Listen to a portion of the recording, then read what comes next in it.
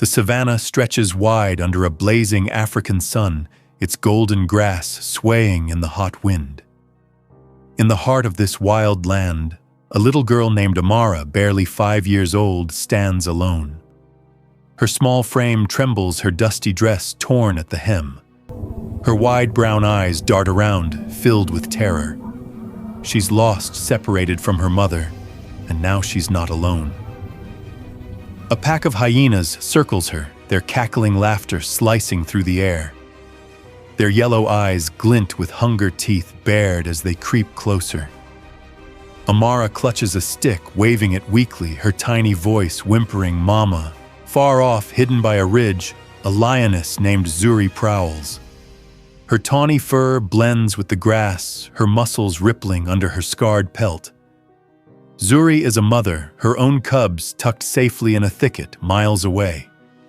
She's hunting, her senses sharp, when a sound catches her ear. A child's cry, faint but piercing. Zuri pauses, her amber eyes narrowing.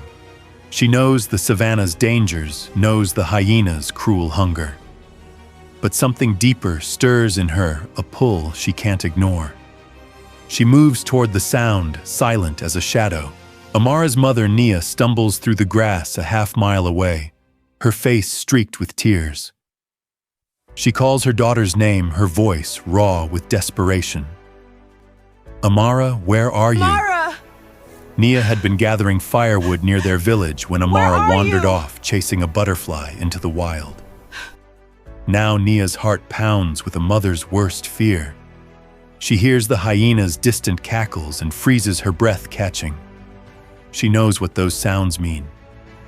Her hands clutch her chest as she prays, her cries echoing across the plain. Zuri crests a hill and sees the scene below, the tiny girl no bigger than her own cubs, surrounded by 6 hyenas.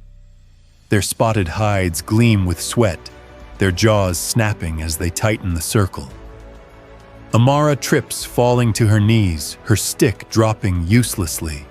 The lead hyena lunges, but Amara scrambles back, screaming. Zuri's tail twitches, her instincts warring. She's a predator built to hunt, not to save. Humans are not her kind. Yet as Amara's cry rings out, something shifts in Zuri's heart.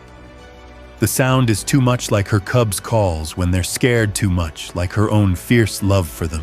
Nia's voice carries on the wind, a wail of anguish that reaches Zuri's ears. The lioness tilts her head, her chest tightening. She knows that sound, the pain of a mother, the yearning to protect. Zuri's cubs flash in her mind, their soft fur, their playful nudges, the way they need her. Nia's cry mirrors Zuri's silent vow to keep her young safe.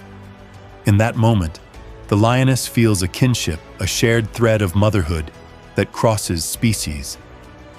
Amara is not her cub, but she is a mother's child, and Zuri cannot turn away. The hyenas close in, their laughter rising. Amara curls into a ball, sobbing, her small body shaking. Zuri's decision is made. She bursts from the grass with a roar that shakes the earth, a sound so powerful it stops the hyenas cold. Her massive paws pound the ground, kicking up dust as she charges. The hyenas scatter, yelping in panic, but Zuri is faster. She leaps, slamming into the lead hyena with bone-crushing force. It tumbles, screeching, and the others bolt, their courage gone. Zuri stands over Amara, her sides heaving, her eyes blazing. The hyenas vanish into the grass, their cackles fading. Amara peeks up, her tear-streaked face pale with fear. She sees Zuri's towering form, the lioness's sharp teeth glinting. She whimpers, scooting back, expecting death. But Zuri doesn't move. Her gaze softens, her head lowering. She sniffs the air, catching Amara's scent, sweat dust, and something fragile like her cubs. Zuri's tail flicks, and she steps closer, her movements slow, deliberate. Amara freezes, her breath hitching. Then, impossibly, Zuri lies down beside her, her massive body curling protectively around the girl. Nia's cries grow louder as she nears, guided by the sound of Zuri's roar. She climbs the hill, her legs burning, and stops dead at the sight below. Her daughter, her Amara, is alive but surrounded by a lioness. Nia's heart leaps to her throat. She wants to scream, to run to her child, but fear roots her in place. She drops to her knees, sobbing, her hands covering her mouth. "Please," she whispers, "don't hurt her." Zuri hears Nia's voice, senses her pain. She lifts her head, meeting Nia's gaze across the distance. There's no threat in the lioness's eyes, only a quiet understanding. Zuri knows Nia is Amara's mother, just as she knows her own cubs wait for her. She nudges Amara gently with her nose, urging the girl to her feet. Amara stumbles, still trembling, but Zuri's warmth steadies her. The lioness rises, her eyes locked on Nia, and takes a step back, giving space. Amara, Nia's voice breaks as she runs down the hill, arms outstretched. Amara turns, her face lighting up. "Mama," she cries, toddling forward. Nia sweeps her daughter into her arms, clutching her tightly, tears streaming down her face. "Oh, my baby," she sobs, kissing Amara's forehead. She looks at Zuri, her fear giving way to awe. The lioness saved her child. It's unthinkable, yet here they are. Zuri watches the reunion, her chest rumbling with a low, soft sound. She feels Nia's relief, mirrors it in her own heart. Her cubs are safe, and now so is this human cub. Her work is done. She turns her tail, swaying, and begins to walk away, her powerful form blending into the grass. Amara pulls free from Nia's arms, her small hand reaching out. "Wait," she calls, her voice trembling but brave. Zuri pauses, glancing back. Amara smiles through her tears, whispering, "Thank you." Nia holds Amara close, her eyes never leaving Zuri. She knows she'll never forget this moment, this lioness who defied nature itself. "Thank you," Nia murmurs, her voice thick with gratitude.